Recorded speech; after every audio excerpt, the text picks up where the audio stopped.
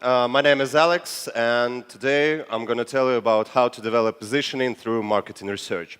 All the things that I'll say to you today, they are all based on a case which me and my team did at Ringostat. So I'll show you some conclusions, some results of our researches, and I'll show you a part of our brand new positioning.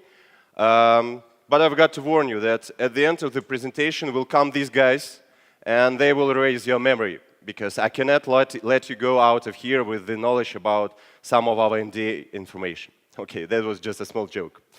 So, before I start, I have to tell you something about Ringostat, so that for you it will be easier to understand what do we do. And here you can see some text about Ringostat. Actually, I'm not so lazy that I wasn't able to prepare good-looking slides with some graphics. Actually, right now, you see the part of our brand new positioning. Let's take a closer look on it. In the first sentence, it's written that Ringostat is omnichannel analytics and communication platform. But our customers know that we provide call tracking. Also, we provide them with virtual PBX and a callback widget. So, why did I do it? Why did I place these words, exact these words here? To say the truth, I can ask the same questions to some other words, actually almost to the whole words. So during my presentation, I will give proofs to all the words, why are they here and why did I place it? Because actually, it took me half an hour to write this text, but the journey to this text was really long, because to write a positioning, it's not about a small text, it's about too many facts. So, let's go. My story starts at the my story starts when I just entered Ringostat and I received my first big task to develop new positioning. At that time, I almost knew nothing about call tracking, just some basic issues. So I also didn't know nothing about my customer needs. I didn't know what is important for them. So, of course, I could go to other team members and ask them, oh, come on, guys, what do our customers want? But I think that it's a very bad way to do this that way. So I decided to do two different researches. I'll start with the first one, which is simpler, and it's a small hack from us, how we did it.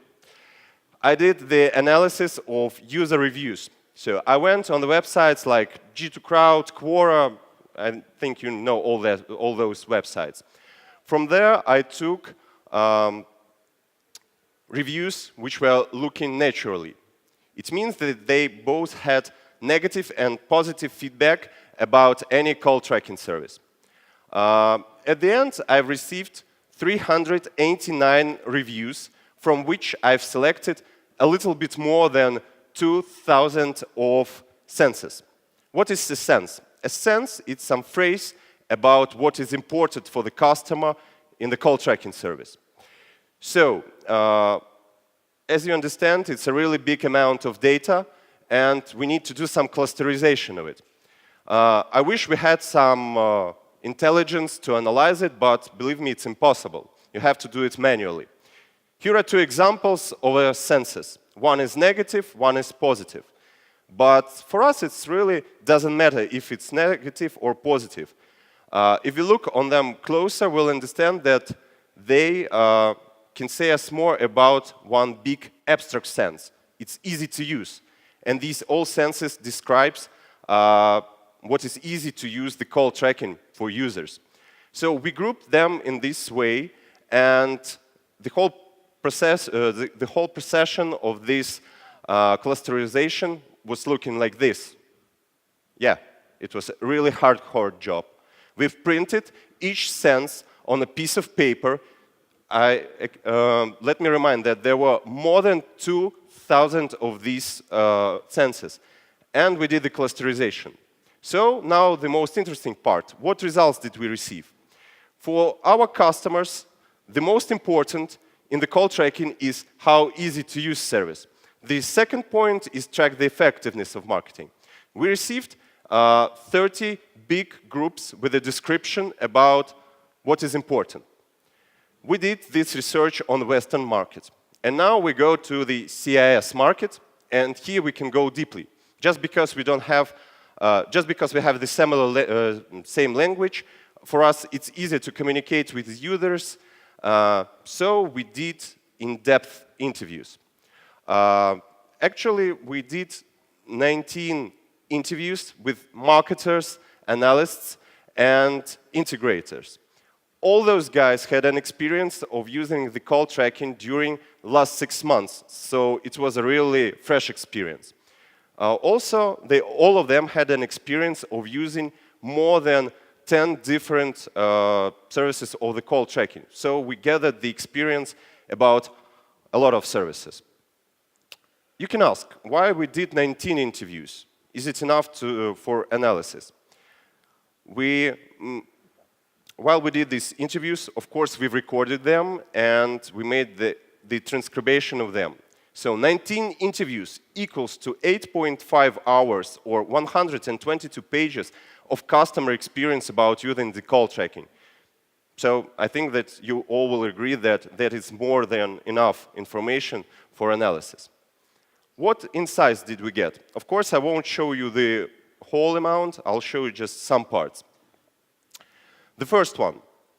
At the first sight, it looks really obvious. So the user here says that for him, it's useful to work with one system. He knows more about this system, and he won't change it. But here we see some non-obvious thing, that our competitor for customers' attention is Google Analytics, because marketers prefer to work in Google Analytics, and they need all data from the call tracking in Google Analytics. And actually, they do not care which call tracking they have. They just need only this data. So we have to find some solution how to solve this problem. The second and the third insight, they gave me the understanding that I'm doing something wrong. I remind that I did the research about call tracking. And here I see that people are talking some other service. They want something bigger, something more powerful. So I understood that I have to gather a product, new product, which will fit the market. And I did value proposition design. Please raise up your hand, those who knows what that. Okay, so I'll explain it in several words. Value proposition design looks like this. It's a matrix made by Alexander Osterwalder, and it contains two parts. On the left side, you can see the customer, his gains, pains, and customer jobs. So I think that here it's pretty clear. On the other side, there is a company with its gain creators, pain relievers, and with their products and services. Actually, it's about companies' features. It's about companies' services. So the main trick with working with this matrix, you cannot feel it from your imagination. You cannot say what are customers' gains or pains. You are not a customer of your product. You've got to ask your customer what does he want or what hurts for him. So the same thing is about another side of this matrix. It looks insane, but also if you communicate with the customer well, he'll give you the whole list of features that he needs. If he says that he needs a spaceship and you do not find any pain, gain, or customer job that fits it, you just throw it away. But I did this thing maybe 6 or 7 times for different products, for different spheres, and every time I get approximately 90% of this whole value proposition design filled by customers. So from those interviews, we had 1,500 of pains, gains, and customer jobs. So as you guess, we did the same process of clusterization again. Again, our pieces of paper, and again, we grouped them as I've explained it before. What did we get? Here are our results and what they can say to us. The process of the implementation of the call tracking is really painful for users. There are too many things that can make them upset. And also they have to do too much customer jobs. And for example, one customer job is to run advertising campaign. So you have to create a website, you've got to write ads, you've got to do some pictures, videos, and so on, so on. So you can understand that it's not a job for 5 minutes, it's a job for a couple of days or weeks. So it's really hard to use the call tracking. And we also need to find some solution. And almost nothing create gain. So it's not very well. What did we do? First, I'll show you right now some features that we get from value proposition design. First one, what drives gain? Customer wants an endless support from the service. And for us, that was a good news because we had customer success. Second, it's about jobs. Marketers create their own tables about sales reps' phone calls to measure the effectiveness. They do their custom ones, so every marketer have his own. We can create our own table in our own interface. Then we will decrease customer jobs, so he won't have to export data from our service to spreadsheet. And in this interface, he can rearrange everything like he wants. And this will spend him more time in our interface and to spend less time in Google Analytics. And the next thing is key feature. The key feature which is the answer to the whole process of the research. Customers have a very big pain. They do not understand the effectiveness of marketing. And this pain contained about more than 30 big unique groups of different pains and customer jobs, but they all say about that they do not understand the effectiveness of their marketing. And the solution for this issue is end-to-end analytics. So actually, right now, we are developing this feature, and we will bring a new product. So this is the main slide of my presentation. Pay very big attention to it. What do you think? Give me any solutions. Why did I place this GIF here? Come on, guys. I know that you're tired, but give me something. Okay, I'll answer. I just placed it here because I can. And I wanted to give you a little bit rest because I know that I'm giving you a lot of information. So right now you had some fun and we can move on. So we know what our customer needs. We know what product do we need. And right now we have to do the analysis of competitors, analysis of their communication. How did we do it? Step one, we've collected all open source communication. So we went to their website, social networks, and so on, so on. So everywhere where we could collect something about their positioning. The second point, we've tried to match the messages in their texts to some rational or emotional. I'll explain it a little bit later. And the third thing, we've rated each company from 1 to 5 for each criterion. As you remember from all the books, the positioning it's about to be different, to distinguish somehow. But right now you'll see the case when you cannot distinguish. It's really impossible. Let me explain you. At the beginning, rational and emotional. For example, these are two examples of rational criteria about positioning. First is price. It's about companies who communicate that they have the best price, the lowest price, and so on. Extra functionality. Actually, it's about all software companies. We all communicate that use our features and you will get this and even more. Two more examples about emotional criteria. First one, it's brand authority, and the second one is customer authority. They're quite similar, but different at the same time. First one is about brands who communicate that they're leaders, they're number one. I understand that you've seen a lot of companies who communicate like this. The second thing is about brands who say that if you join us, you'll be the best, you'll be cool. And right now, about being different. Here are results when we made the rate of the companies. At the first thing, you see that the price is filled, extra functionality is filled, and we cannot take any rational criterion. So we have to take extra functionality because we won't be able to explain our users to use the call tracking, for example, with health. So use the call tracking and you'll be healthy. That's insane. We haven't seen any connections with health in our research.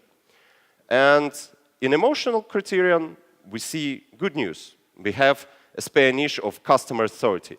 And we'll start to communicate that we're a service for professionals. We'll give customers authority. Right now, the last part, conclusion. We'll come back again to the text. You'll get the presentation and you will be able to have a better look on what is written here, but here is signed every phrase, where did I get it? So at the very beginning, yeah, it took me half an hour to write down this positioning.